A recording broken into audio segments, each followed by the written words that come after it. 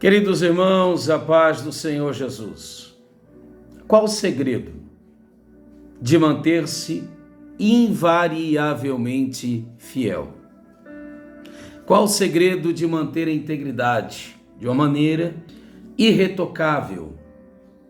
Qual o segredo de, a despeito de toda e qualquer investida de nosso arquirrival, das coisas que nos acontecem, nos mantermos esperançosos? É triste, porém é verdadeiro. Quantas pessoas que você já conhece que foram exemplos de fidelidade, cristandade como um todo, exemplo para os fiéis. E a Bíblia diz, Provérbios 13:12, que a esperança adiada adoece o coração. Mas há uma promessa, Hebreus 10:37, mais um pouquinho de tempo, e o que há de vir, virá. Eu penso que aquilo que nós temos como linha de chegada, como meta, como objetivo final, é o combustível para nos mantermos inegociáveis. Somos tentados de todos os lados, de todos os modos. Jesus disse que é só o princípio de dores. Paulo disse que seriam dias ainda mais trabalhosos, ainda mais difíceis. Ele faz até mesmo a ilustração de uma maneira, não sei se esse é o termo correto, obstetra, é isso? Ele faz a ilustração de uma mulher gestante. E ele diz que quanto mais se aproxima o dia dela dar à luz, aumenta o desconforto. Isso é óbvio, isso é lógico.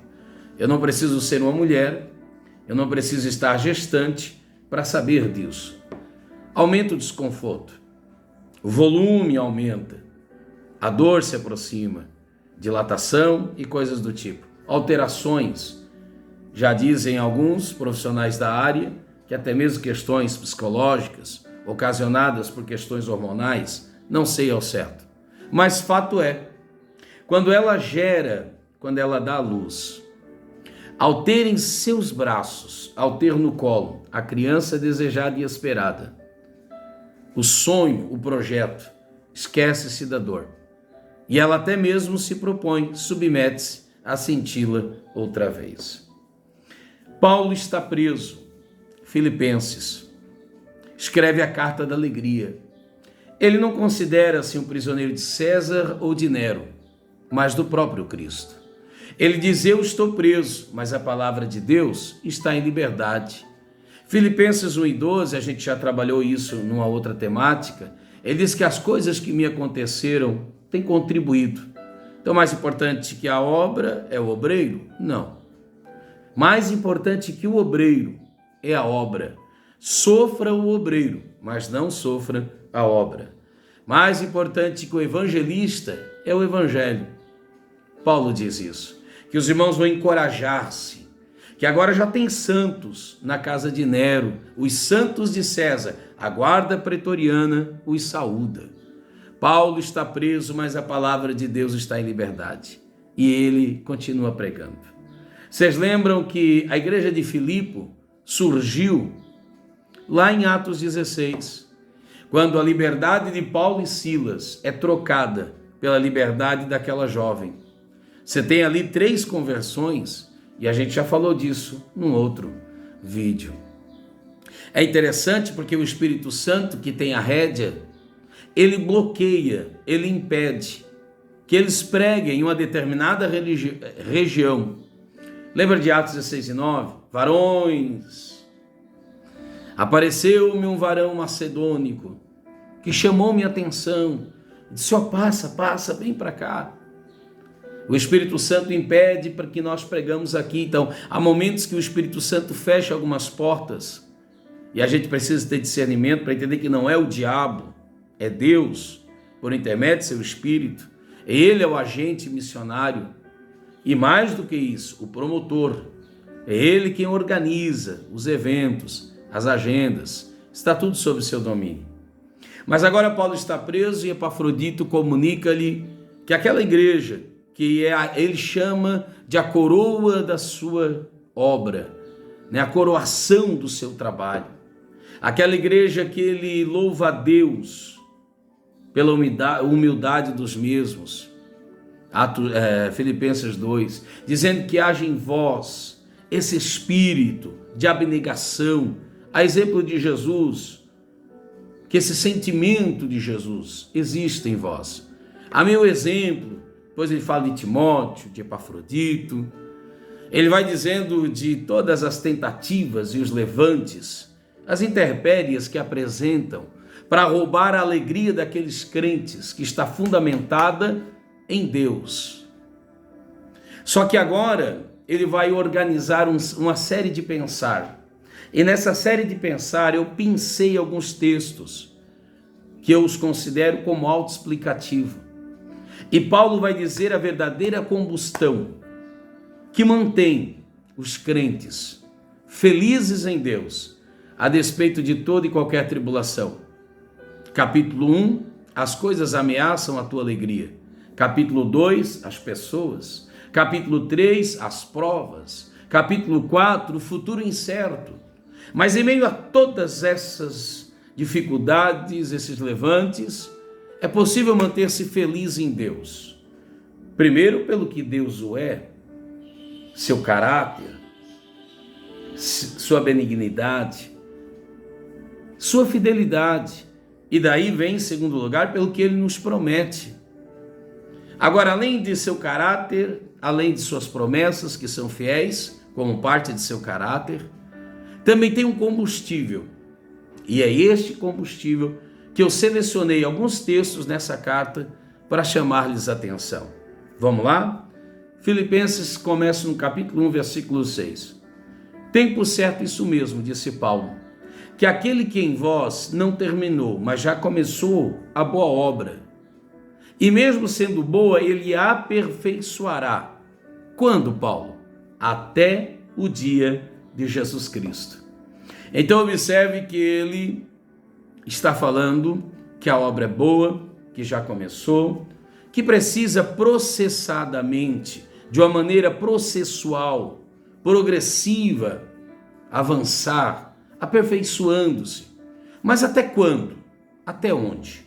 Até a vinda do Senhor. Aí no versículo 10 ele diz assim, para que proveis e aproveis as coisas excelentes, para que sejais sinceros e sem escândalo algum. Olha o quanto isso é difícil, manter-se sincero, manter-se aprovado, sem dar escândalo em coisa alguma. Mas até quando? Como eu terei certeza de que me manterei desse modo? Até onde eu posso ser provado? Por quanto tempo? Aí ele diz, até o dia de Cristo. Capítulo 2, versículo 16. Retendo a palavra da vida, disse ele, para que no dia de Cristo possa gloriar-me, de não ter corrido em vão, nem trabalhado em vão. Sabe o que ele está dizendo? Eu retenho, eu permaneço alegre, feliz, porque eu sei que tem um dia que haverá uma prestação de contas. E essa prestação de contas é o combustão, é o incentivo e a motivação maior para que eu permaneça desse modo.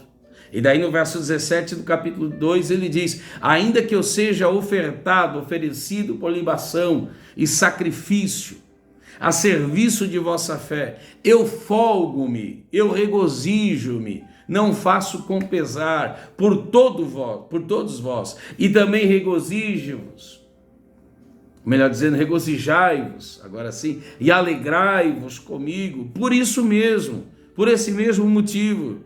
Então não é motivo de vergonha o fato de que o maior bandeirante do cristianismo, o vosso pai na fé, o que implantou a igreja, e outros, como ele mesmo disse, um planta, outro rega, enfim, outro cuida para que cresça, outro vem a ceifar, enfim, colher. Ele disse, para que isto perdure, sem desvaneios, e alegremente, com um sorriso nos lábios, com o coração aceso, com a alma esperançosa, tendo em vista o dia do Senhor. É por isso que Satanás luta de todos os modos, para que nós nos esqueçamos. E como diz o escritor aos Hebreus, capítulo 12, a gente vai se embaraçando com as coisas dessa vida. E vamos ser honestos, quantas vezes passamos um dia, 2 dias, eu não sei se eu cheguei a passar 2 dias, mas enfim, talvez sem meditar na vinda do Senhor, sem esperar o soar da trombeta. Quem sabe a gente projeta tanta coisa para nós e para os nossos. São tantos cuidados dessa vida, disse Jesus, que a gente acaba se embaraçando. Nossos olhos acabam ficando nuviados. A gente vai começando a ter alguns outros propósitos, algumas outras álibis, e parece que aquilo que é o motivo central de nossa fé, que é o encontro com o nosso Senhor, a causa primária torna-se secundária, quando não, torna-se ainda para além, mais postergada. Aí Paulo diz assim, eu estou preso, mas eu sei que em breve eu serei livre, não apenas dessa prisão, não apenas desse corpo, mas desta vida, da fadiga da mesma. Essa é a esperança da minha alma. Às vezes alguém diz, né? Parece que Satanás se põe no meu caminho. Ora, se ele não se puser frente a você, se opor ao seu caminho, é porque você está trilhando o mesmo caminho que ele. Por que nunca tem paz? Porque nós somos peregrinos e estrangeiros. A gente não fixa aqui. Lembra lá do povo de Israel no deserto? No deserto não se ajunta. No deserto se recebe o suficiente, o bastante, só para se manter. Porque não temos aqui cidade permanente. Aí no capítulo 3, versículo 20, tudo aqui em Filipenses, ele vai dizer, a nossa cidade está nos céus, não é aqui. Aqui a gente pode até se tornar prisioneiro, como foi o caso de Paulo, mas no céu será diferente. E a gente não pode perder essa esperança. De onde também esperamos o Salvador, o Senhor Jesus Cristo, que transformará de si ele o nosso corpo abatido, para ser conforme o corpo glorioso, segundo o seu eficaz poder de sujeitar todas as coisas. Tudo isso, que aparentemente nos sujeitam, se sujeitarão e serão sujeitados por ele. Ó bendita esperança, ó gloriosa esperança. Por isso, seja a vossa equidade notória. Capítulo 4, versículo 5. Ele tece a mesma ideia a todos os homens. Sabeis por quê? Porque o Senhor está perto. Se vocês não se manterem com equidade diante dos homens, vocês estarão dizendo com isso que já perderam a esperança da vinda deste. Então, muito obrigado, disse Paulo, pelo investimento que vocês fizeram em mim, como um dia eu também fiz em vós. E esse investimento mútuo é para que a gente vá se mantendo, é a manutenção da coisa. Mas a gente se mantém para quê? Para a vinda do Senhor. Aí ele diz, capítulo 4, verso 7, que a paz de Deus, excede todo entendimento, e guardará os nossos corações e os nossos pensamentos, conservados em Cristo Jesus. A sede das emoções será guardada nele. O nosso pensar, o nosso projetar priorizará ele. Teremos a linha de chegada como nosso alvo e destino final. Em suma da história, a vinda do Senhor é o combustível da motivação. A minha motivação deve estar ainda em Deus. Você pode ter alguns projetos e não é pecado. Deus é um Deus de projetos. Você deve firmar-se em Deus, esperar em suas promessas. Nada disso é pecado. Agora, nenhuma promessa é maior do que essa é a promessa que ele nos fez. 1 João 2,25. A vida eterna. Se esperarmos em Cristo, 1 Coríntios 15,19, apenas nessa vida, a gente é o mais desprezível. A gente é o mais miserável dentre os homens. Nós não temos aqui cidade permanente. Nós esperamos, Hebreus 13,14, a vindoura no céu. Não somos tratados dignamente porque a gente não é daqui.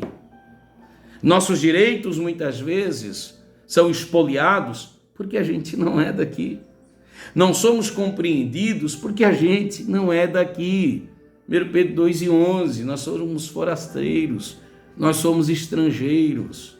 Nossa palavra, nossa forma de viver, nosso contentamento causa estranheza na mente daqueles que não têm a mesma esperança. Mas aqueles que têm em Deus a sua objeção, lhes é comum, é mútuo esse sentimento. Agora, se você não tem como motivação central a vinda do Senhor, sua alegria corre risco de esmorecer. Sua fé, seu amor, corre risco de, como diz a Bíblia, esfriar. Então, que Deus em Cristo Jesus mantenha acalorado em nós o maior de todos os sentimentos, que é o amor a Deus e a sua vinda. Não somente a mim, disse Paulo, mas a todos que esperam sua vinda. 1 Tessalonicenses 4,18. Então eu vim aqui para te lembrar. Lembra a pergunta inicial? Como se manter fiel? Como se manter íntegro? Como ver algumas coisas e às vezes portar-se como se não estivesse vendo? Não é que a gente é louco ou indiferente. Sabe aquela? Se faz de louco para passar bem? Sabe aquela? De bobo só tem a cara? Mais ou menos isso. Por quê? Porque a gente tem um alvo, a gente tem uma meta. Olhando para Jesus. 12:2 de Hebreus. A vinda do Senhor. E você sabe, pode ser agora, que Ele venha me buscar, nos buscar, coletivamente.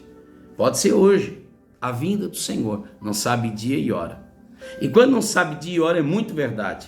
Porque de uma coisa eu sei, se Ele não vier buscar-nos coletivamente, talvez venha nos buscar ou buscar-nos individualmente. É tipo assim, ou Ele vem ao meu encontro ou eu vou ao encontro dele. Mas é inevitável, eu me encontrarei com Ele. E que esse encontro seja o combustível. Que esse prestar de contas seja o combustível. Que nada nessa vida concorra com esse sentimento. Qual é a sua promoção ministerial que você anseia, procura, busca? Porque sabe, você já alcançou o máximo, o teto, e daí? E daí o que, irmão? O teto é o céu. O céu é o limite, ou o alvo, ou o destino. Porque se você tiver outro alvo, quando você chegar ali, esmoreceu. É por isso que muita gente esmorece. Luta para chegar em determinado lugar. Quando chega em determinado lugar, uma promoção ministerial, uma promoção, quem sabe, empresarial, profissional, enfim, né? A tão desejada aposentadoria, a tão desejada, sei lá, irmão, a casa própria, o carro, enfim, né? Aquela formação, lá o canudo, o meu certificado chegou, conquistei, almejei, parabéns. Mas não esqueça, isso é só manutenção. O objetivo é outro, o alvo é outro. Meu alvo é o céu. Que a vinda do Senhor seja o nosso combustível maior para mantermos inteiramente, invariavelmente, confiantes na sua chegada. Que Deus te abençoe, em nome de Jesus. Amém.